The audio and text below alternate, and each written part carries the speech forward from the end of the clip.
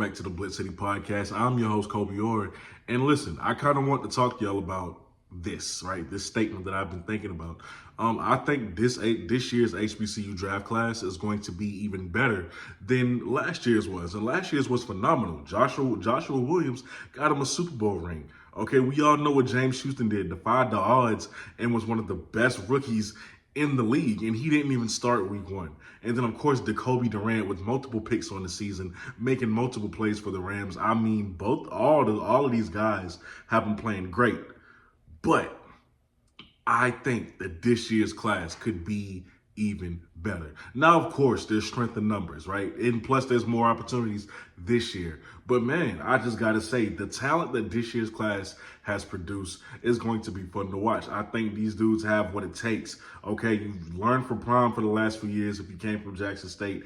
Even if you haven't come from Jackson State, I mean, these are guys who have been very consistent throughout their entire collegiate careers. And now they finally get the chance to show what they can do at the next level. And I, for one, am very excited to see. Let's start with Xavier Smith. First of all, Xavier Smith was snubbed for a combine spot. Let me say that. He was snubbed for a combine spot. He is continuing to just prove that he's electrifying and he's game breaking, and that speed is something that you just can't coach against. You can't. The playmaking ability that Xavier Smith has should have got him a combine invite. I don't know who's over that. I don't know what they looked at with Xavier Smith and said, nah, he doesn't have it, but they're crazy.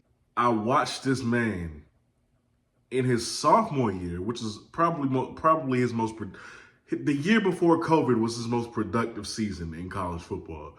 And I watched him look like a mini Tyreek Hill. I watched this man burn defenders. And you would think with someone of his size and his speed, he would be a deep play, a deep threat, or, dangerous in the open field kind of guy. And he is those things. But where he killed mostly was in the red zone.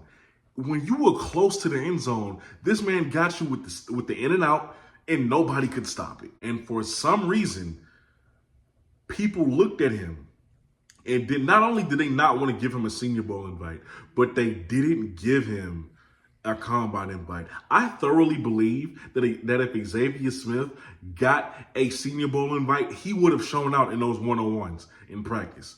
He would have made a name for himself. Gladly, thank God, he's still able to do so right now. Steve Smith even talked about him on TV, said on Twitter he was going to start following this kid, and I'm glad because he knows what's up. Things now after him, I want to stay on the receivers with Shaq Davis from South Carolina State. What can't be said about Shaq Davis? Like, come on, man. Not only does Xavier Smith have the skill set to contribute right now in the NFL with his game-breaking speed, Shaq Davis is definitely going to be a guy who's going to get drafted. We know he's going to be drafted at some point, just like Decobie Durant was last year. The question is where?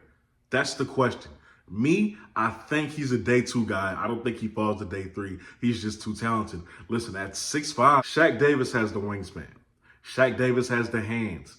Okay, he has the big playmaking ability. He has the vertical. He averaged 20 yards per catch every season in college football for South Carolina State.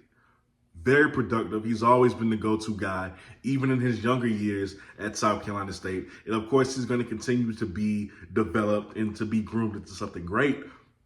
But whoever gets him is going to get a steal. And they know that. He's been showing out at the East-West Shrine Bowl practice. He's another guy who's going to get his opportunity in the NFL whenever that may come. And he's going to really show some people up, man. After Shaq Davis, Mark Evans from UAPB. This man has had one of the most consistent careers on a year in and year out basis at UAPB. But it doesn't go noticed because number one, he's an offensive lineman, and number two, he played for UAPB. So, it didn't really get much love. But Mark Evans is going to thrive wherever if he gets a shot at the NFL and he makes a roster, because I think with time he'll show what he can do. But I think he's been selected already in the Rocks League, and I think he'll do great there. I really do think he will be a great player there. Sticking to the Rocks League, Isaiah Bolden, Nugget Warren. First of all, Isaiah being the first HBCU guy drafted off the board in that league is crazy. Second round pick, 11th overall. Love that for him. Because with his size, being over 6 feet, and his 4.2 speed, his game-breaking speed, his ability to return punts and return kicks and be one of the best in the country at that position, what else do you need? So him being picked first off the board for HBCUs, not surprising at all. I know that he's going to do great things now that he is a professional football player. And by the way, these guys are still NFL prospects. Just because they've been selected by the Rocks League does not mean that they aren't NFL prospects. They can still be drafted. They can still be invited to participate and make a team, and they'll go. But, if that doesn't work, then they'll have the Rocks League to fall back on. But I think, they'll be just fine. Isaiah Bowden, man, he's came a long way since that spring season. I think he's going to do great things for the Showboats, the Memphis Showboats, which is where he was drafted. Now, you look at Nugget, and you think to yourself, man, is this what was supposed to happen for Nugget? I'll say this. Nugget is my favorite HBCU prospect. He's always been one of my favorite HBCU prospects when it comes for pro football because you knew what he can do. You saw the natural God-given ability that Nugget has. He's just that good. Nugget I think he ran like a 4.3. That's where they clocked him at. Nugget is really good. Nugget hasn't been playing the quarterback position long enough, and he got into a couple quarrels with Jackson State. Sometimes they'll sit him out for the first quarter or whatever the reason for that was. His time at Jackson State was a little bit up and down, but still successful. And sometimes people are going to ask the question, what would have happened if he went to Georgia?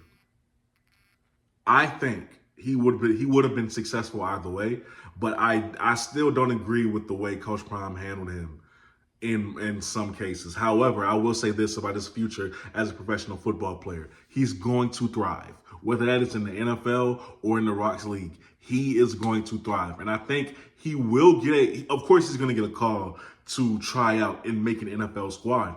Where he picks doesn't really matter. If I was him, I would go to a team that has low depth at his position, and I'd go out there and ball. If Nugget will go out there and he will ball. I mean, just uncanny God-given talent. This was the number one JUCO prospect in the country when he came out, who chose to go play for Coach Prime. I think he'll be just fine. And the last two we're going to talk about is two guys who we know are going to be in the NFL and most likely drafted as well. Aubrey Miller and Isaiah Land. For Aubrey to not get an invite, it really upsets me because he's done everything he was supposed to do. He's done everything he was supposed to do. Improved his grades as a student. Was the anchor of that defense every time he stepped on the field for Jackson State. He got an opportunity to go to the Senior Bowl and showed out, mind you. He ran a guy over in practice, and that clip had thousands of views. And the kid he ran over from Tulane, that running back, was one of the better players versus USC in that National Bowl game. And yet he didn't get a combine invite. He'll still have an opportunity to show what he can do for his pro day.